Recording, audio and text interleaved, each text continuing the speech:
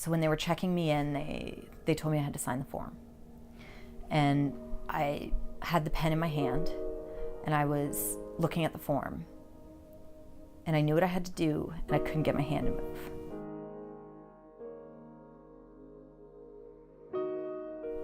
And I remember this wash of emotion of just panic and fear. And then it was gone again.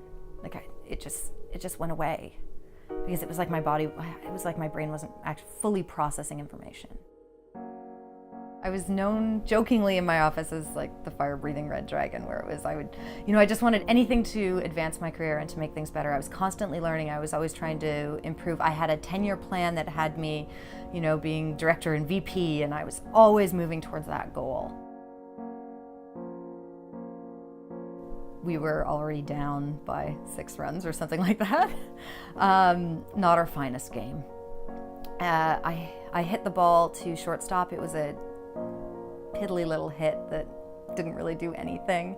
I was running to first base, and the shortstop fumbled the ball, and he picked it up, and he was trying to get it to first base as quickly as he could.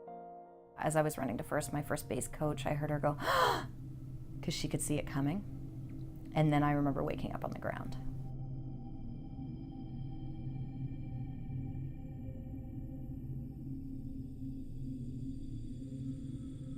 When you're first hit, the only thing that you can really do is lay in a quiet, dark room with no sound and no light, no distractions. You're hypersensitive to everything. Everything sounds louder than it is.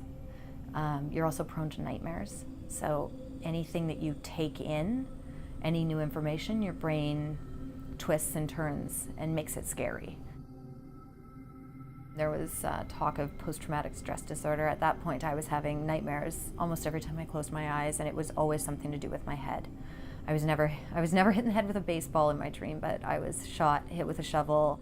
Basically, just every horrific incarnation of the accident that could happen was happening in my dreams. I wasn't allowed to lift anything. I couldn't lift a grocery bag. I had trouble walking from the bedroom to the couch. Some days, I'm really stubborn, so some days I would crawl. But I hated having to ask for help.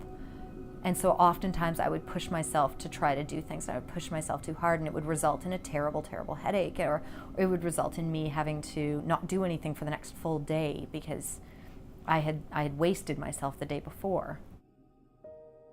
After an injury like that, you have to be vulnerable. You have to let other people help you, and you have to be okay with it.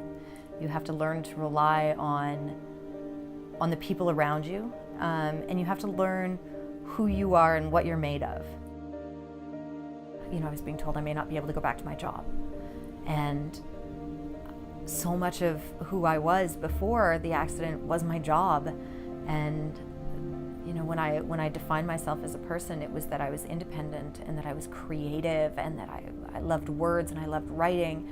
And here I was, and I was hit right here, and that's exactly the spot that impacts creative thought, speech.